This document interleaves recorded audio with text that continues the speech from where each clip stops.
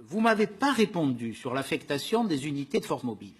Pourquoi est-ce qu'entre Avignon et Nice, par exemple, je peux comprendre qu'il y avait les fêtes à Carcassonne où on dit qu'il y avait 500 000 personnes, Montpellier, risque de violence urbaine, Toulouse, Marseille, grande cité, bien entendu, risque le soir du 4 juillet, mais Nice, 5e ville de France, qui avait toujours bénéficié dans les 14 juillet précédents d'unités de force mobile, 37 CRS en 2014, 60 avec un EGM, un escadron de gendarmerie mobile, 60 gendarmes en 2015.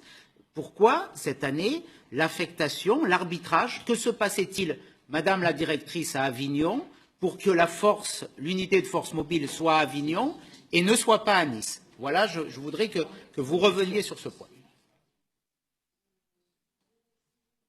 Vous avez ma fiche.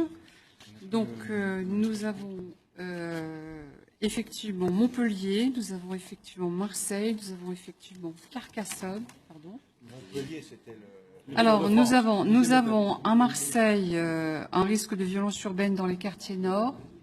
Et puis, il y a eu un début d'incendie également au-dessus de Marseille qui aurait pu être,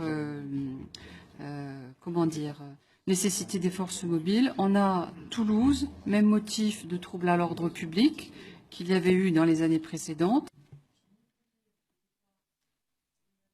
Étape du Tour de France le 14 juillet. Carcassonne avec 500 000 spectateurs attendus pour l'embrasement de la ville. Et Avignon avec le festival et un déplacement du président de la République.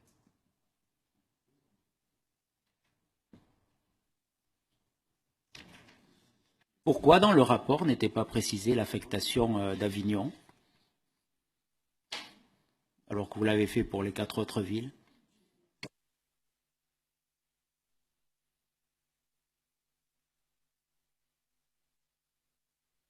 Il n'y a aucune raison de ne pas le dire. C'est probablement le fait que le rapport a été écrit... a été écrit dans des horaires tels que ça a pu nous échapper. N'y voyez aucun souhait de cacher quoi que ce soit et aucune malice. Merci, Monsieur Larrivé.